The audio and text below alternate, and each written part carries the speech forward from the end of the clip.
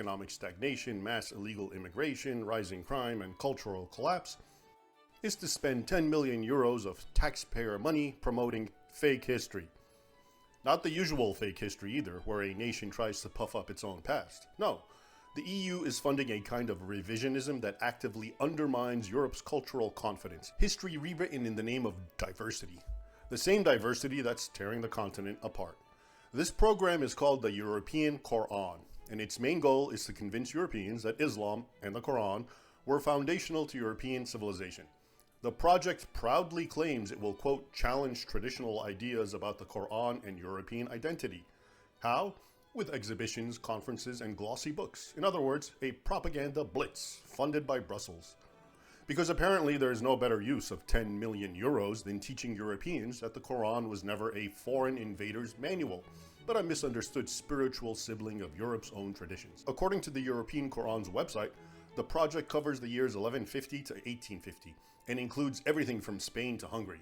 It claims that, quote, the influence of Islam on European culture is greatly underestimated. So, is that true? Well, yes, if you include centuries of war, conquest, slavery, and terror as influence. Historian Bernard Lewis, not exactly a right-wing zealot, put it like this.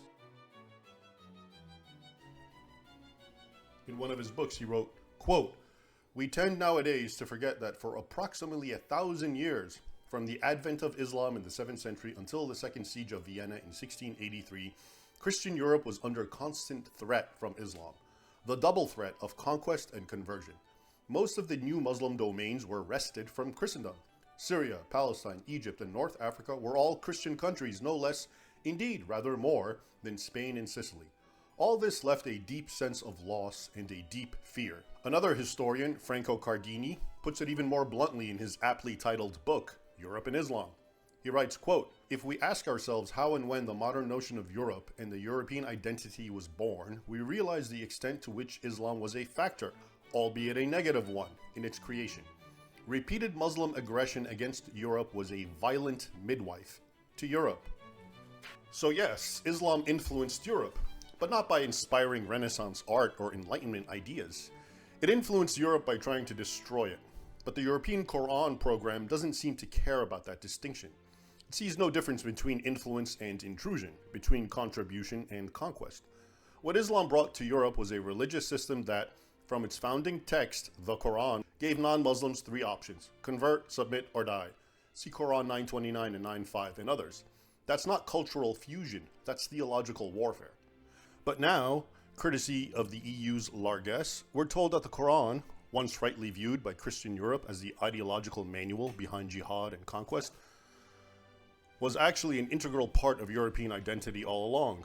Quite the contrary. From the very start, Europeans have shown only contempt for the teachings of the Quran, that, quote, most pitiful and most inept little book of the Arab Muhammad, to quote the 9th century's Nicetas Byzantios.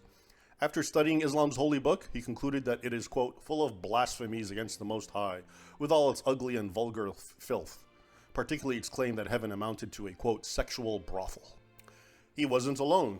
For centuries, European scholars translated the Quran, not to admire it, but to understand and fight the ideology behind it. Christians studied Islam because they had to defend their civilizations from it, and even the European Quran admits that its agenda goes beyond history. On its own website, it states, quote, our project is addressing pressing and current issues in Europe and promises to open new perspectives on our multi-religious societies. Translation, this isn't just about the past, it's about reshaping the present. It's about social engineering, trying to convince Europeans that Islam has always belonged there. And if you think otherwise, well, you clearly haven't been to their exhibitions yet. One brave EU politician came out and said it. This is a blatant rewriting of Europe's religious and cultural history. He called it what it is, falsification, financed with your money. But it gets worse. Some of the European Quran's researchers are openly tied to political Islam, specifically the Muslim Brotherhood. One even wrote a glowing biography of the Brotherhood's founder. And multiple academics working on the project are reportedly close to the group. Another researcher who spent years exposing how Islamist ideologues have infiltrated Europe's universities and institutions, she's now being punished for telling the truth. What's the message? Simple. If you expose the Islamic ideological push behind these academic projects, you're the problem. And then there's John Tolan, one of the European Quran's key scholars. He claims he's just trying to study Islam scientifically. He says his work is meant to counter Islamic radicalism. But if that were true, shouldn't he be trying to convince Muslims to read the Quran differently? Instead, he's focused on convincing Europeans that the Quran is just misunderstood, and that there are multiple ways to interpret it, and that we've just been reading it the wrong way for centuries. But this isn't surprising. A major theme in his work is defending Islam and attacking Christian voices who resisted it. For example, in one of his books, which I have right here, Saracens, Islam in the Medieval European Imagination, he recounts how dozens of Christians were imprisoned, tortured, and executed in Muslim Cordoba for refusing to convert, known as the Martyrs of Cordoba, about 50 of them. But rather than condemn the Muslim executioners, he criticizes the martyrs, especially Saint Eulogius, who mocked Muhammad for claiming he would deflower the Virgin Mary in heaven. Tolan calls that a lie, an invention meant to shock Christian readers. He accuses Eulogius of trying to stir up hatred. But here's the truth. That claim isn't a lie. It comes directly from Islam's own sources, including a hadith, where Muhammad is promised Mary as his wife in paradise. So it wasn't Eulogius making up blasphemy. It was Muhammad making a blasphemous claim, and modern scholars ignoring it because it ruins their narrative. And that's the real goal of this whole project, to erase Europe's memory of Islamic conquest and hostility and replace it with a fantasy of peaceful coexistence, to turn the Quran into a misunderstood spiritual guide, to make Islam look like it was always a central part of Europe's identity. It's not history, it's not scholarship, it's propaganda, dressed up in academic robes, paid for by the EU and pushed by people who want to reshape Europe's identity from the ground up. The goal isn't to uncover forgotten truths, it's to create a new narrative, a fake history where Islam has always belonged, or where centuries of bloodshed and persecution are rebranded as cultural exchange. So yes, the European Union is paying generously, not to preserve Europe's heritage, but to dismantle it. And they're doing it not with invasions, but with exhibitions. Not with violence, but with peer-reviewed papers. Quiet, sanctioned, funded.